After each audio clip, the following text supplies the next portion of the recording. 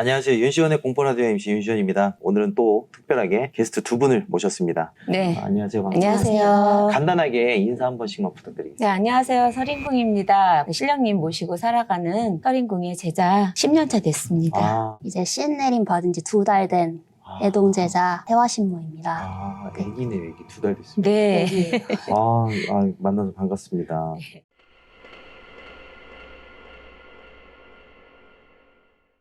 어릴 때 엄마랑 같이 지하철을 타고 가고 있었는데 맞은편에 어떤 아주머니가 앉아 계셨어요. 네. 한 40대, 50대 되는 그냥 아주머니가 이렇게 앉아 있었는데 오른쪽 다리가 뭉그러져서 형체가 없이 이렇게 피가 뚝뚝뚝 떨어지고 있는데 신발에 피가 가득 고여서 피가 쫙 흘러 지하철 바닥으로 쫙 피가 흩어지고 있는 거예요. 어릴 때 저는 그게 사람인지 귀신인지 구분이 안 가서 아무것도 모르고 엄마를 붙잡고 다리가 되게 많이 아파. 다리 피가 많이 나 이랬는데 엄마가 계속 앞을 보면서 그런 거 보는 거 아니야. 그런 거 보지 마 이랬는데 저희 엄마가 피해를 많이 봤죠, 저 때문에. 네. 저도 많이 봐서 저는 애동 기자 시절에 제가 이렇게 복층에 있는 오피스텔이었거든요. 복층 난간에서 어떠한 여자분이 들어갈 때부터 나올 때까지 이렇게 기대고 저를 바라보고 항상 있었어요. 그런 것도 있었고 저는 점사를 그때는 애동이는 아니었는데 한 3, 4년 되고 나서 점사를 한번 본 적이 있었어요. 근데 어떤 아이가 하나 왔는데 눈에 초점이 없고 힘들어 하더라고요. 사실은 그 언니가 제 신도였는데 동생이 너무 이상하다고 데리고 왔어요. 근데 점사를 이렇게 보는 도중에 이 아이 눈이 탁 변하면서 남자 하나가 느껴지더라고요. 빙이죠. 남자 하나가 느껴지면서 저한테 갑자기 달려들면서 욕을 하더라고요. 죽여버리겠다고. 가만히 안 두겠다고. 이게 욕을 하고 막 이렇게 저를 위협을 하더라고요. 그래서 저도 모르게 대신상이 이렇게 있습니다. 네네. 거기를 뛰어 올라가서 탁 목을 이렇게 누르고 신장칼로 누르고 하니까 괴로워하고 욕하고 괴로워하고 막 발버둥 치고 거품을 물고 눈은 다 뒤집어지고 그래서 그 언니랑 막 잡고 갑자기 비위 테마를 갑자기 하게 됐어요. 빼냈거든요. 빼냈는데도 인간이 노력을 하지 않으면 신을 받을 수도 없고 그런 친구였어요. 그런 기억도 있네요. 그러고 보니까 저도 옛날에 봤네요. 9살 때. 9살 때? 저는 외갓집에 이렇게 큰 강물 비슷한 냇물이 이렇게 흐르는 곳이 있었는데 상여를 모셔두는 집이 크다랗게 있는데 거길 들어가면은 옛날이니까 거기 탱화도 있고요. 촛불 이제 초도 있고 초를 잠깐씩 이렇게 키면서 했나 봐요. 그런 이제 지프로 만들어진 완전 초가 그런 집인데 거기를 우리 할머니가 가지 말라고 했거든요, 항상. 근데 아이들끼리 너무 궁금하고 너무 이제 신비롭잖아요. 그래서 저는 서울 사람이고 서울에서 살았는데 외갓집에 한 번씩 갈 때마다 여름에 이제 냇물에 가는 거 좋아하니까 수영하고 그런 거 좋아하니까 거기를 우르륵 몰려갔어요. 갔다가 이제 너무 무서워서 거기서 귀신도 보고 하니까 막 소리를 지르면서 나오고 하는 그런 이제 재미로 그죠. 와르륵 나오고 그런 재미로 갔었는데 다른 아이들은 이제 소리를 지르면서 다 나와갖고 가고 있는데 저를 누가 부르더라고요. 냇물 쪽에서. 굉장히 냇물이 크고 깊거든요. 그런데 거기에서 많이 빠져 죽었어요, 사람들이. 근데 거기 물 한가운데서 정말로 까만 갓을 쓰시고 도포 까만 걸 입으시고 가부좌를 물 위에서 딱 앉아서 틀고 이렇게 나한테 오라고 이렇게 하시더라고요. 옛날에 전설의 고향처럼. 저승사자처럼? 네, 저승사자였어요. 저승사자였어요. 예, 그래서 제가 멍하니 보고 있었어요. 그리고 제가 가고 있다고 그러더라고요. 제 친구들이 저를 끌어내리지 않았으면 저는 아마 빠져 죽었을 거예요. 거기서 계속 다가가고 있으셨구나. 예, 가고 있었어요. 한 발짝 한 발짝. 홀린 거죠. 무속인 되고 나서는 아주 애동이 때 태백산에를 갔는데 밤에 이렇게 올라가는 걸 좋아해서 많이들 이제 시내 식구들을 다 모시고 이렇게 올라가요. 어떤 사람이 거의 한 2-3시간 앉아 있었던 것 같아요.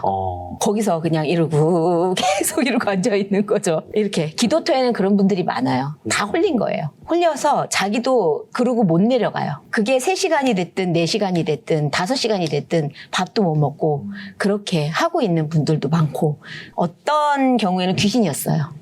귀신이었는데 사람인 줄 알았죠. 애동이가 아무것도 모르니까 사람인 줄 알고 말을 건 적이 있어요. 안녕하세요 이렇게. 네, 이러고 계속 있는데 보통 기도할 때는 건드리지 않거든요. 그러니까. 안 건드리는데 하도 그러고 계시니까 말을 좀 걸었죠. 아니 왜 이렇게 오랫동안 식사도 안 하시고 기도를 하고 계십니까? 이렇게 쳐다보는데 사람이 아니더라고요. 귀신이구나. 네, 눈이 이렇게 뱀눈처럼 이렇게 돼 있고 굉장히 코가 다 뭉그러져 있고 얼굴이 이렇게 일그러져 있고 근데 사람인 줄 알았어요. 뒷모습은. 며칠 전에 갔을 때도 그 뒤에 계곡물이 쫙 흐르고 있는데 네. 옆에서 어머니 기도하고 이제 옆에서 제가 이렇게 하고 있는데 그 문 밖에서 정말 몇 수십 명이 되는 사람들이 웅성웅성웅성웅성 떠들고 계시더라고요. 근데 거기는 정말 물밖에 없는 곳이었는데 아무것도 없었어요. 너무 시끄러워서 수십 명이 바깥에서 웅성웅성웅성 떠들고 기다리고 계시는 것처럼. 너 나와 보기만 해봐라 이런 식으로. 그러면 이제 저희가 이제 이야기를 들어봤는데 선생님이 봤을 때 기억에 남는 귀신이 있다면 혹시 어떤 귀신이 있을까요? 신 받기 전의 이야기인데요. 20대 때쯤엔 돈이 많이 없어서 혼자 살고 싶은데 자취방을 구하러 다니잖아요. 근데 돈이 없으니까 이제 구석진 싼 곳으로 이제 다닌단 말이에요. 그 부동산 사장님도 이제 한숨을 푹 쉬시면서 이제 이게 마지막 방이에요. 그리고 이제 긴 복도를 가서 이제 문을 탁 열었는데 정말 그 여자 두 분이 돌아가셨거든요. 네. 밧줄에다가 이렇게 목을 맨 상태로 두 분이 나란히서 하얀 옷을 입고 목을 이제 피가 나니까 머리가 빨간색이에요. 새빨간 머리를 한 상태로 그대로 이렇게 목을 탁 하고 매달려서 이렇게 계시더라고. 그래가지고 너무 놀래가지고 옆에 친구도 있었고 부동산 사장님도 있었는데 다 버리고 문 탁탁 와 하면서 막 달려가고 밖으로 나갔더니 근데 부동산 사장님도 알고 계셨던 것 같아요. 예, 보통 한숨을 알고 계세요. 푹 쉬면서 미안하다고 사과를 하시더라고요. 내가 미안하다고 말없이 그냥 조용히 역까지 데려다 주시면서. 집 구할 때 좀 힘드시겠다. 네, 맞아요. 다 보이니까. 다 보이니까. 근데 어딜 가든 보여요, 저희는. 싸움을 하고 있는데 냉장고 위에서 아기 귀신이 이렇게 쳐다보고 있더라고요. 그래서 막 누구랑 싸우고 있는데 자꾸 싸우다가 이렇게 보는 거죠. 자꾸 보이니까.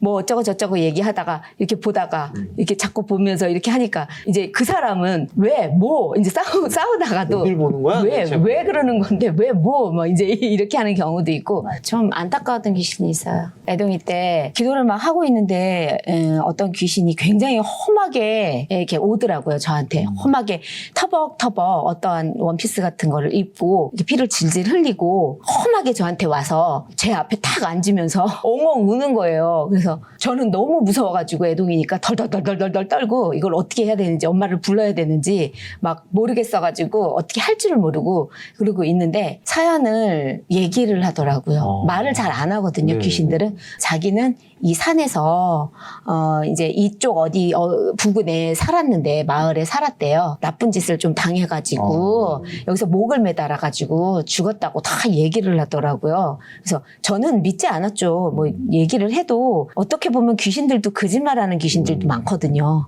근데 알 수가 없잖아요. 네, 그렇죠. 자기 좀 풀어달라고 하는 귀신도 다 거짓말하고 막 이래요. 그렇기 때문에 사람하고 똑같아요.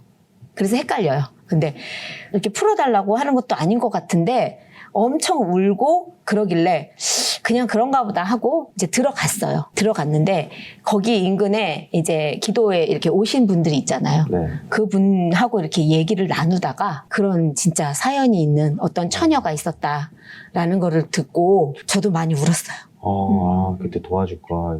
네, 도와줄 수는 없었던 상황이었고. 약간 좀 그게 있네요. 네, 철칙. 굉장히 좀 기억에 많이 남고. 그래서 저희가 이제 일단 선생님들하고 이렇게 많은 이야기를 나눴고요. 몰입도 부분에서는 선생님들의 진짜 실제 이야기들을 이렇게 듣다 보니까 정말 이제 빠져드는 이야기가 아니었나 생각을 해요. 윤시원의 공포라디오 무당이 들려주는 무서운 이야기 오늘은 여기서 마치도록 하고요. 여기 밑에 혹여라도 사연 있으신 분들 보시면은 여기 밑에 하단에 이메일 주소 나가고 있을 거예요. 여기다가 이제 이메일 신청해 주시면 되고 사실 뭐 딱히 무서운 이야기다 여기에 국한되지 않고 여러분들이 살아왔던 이야기 그리고 경험했던 이야기를 들려주시면 될 것 같습니다.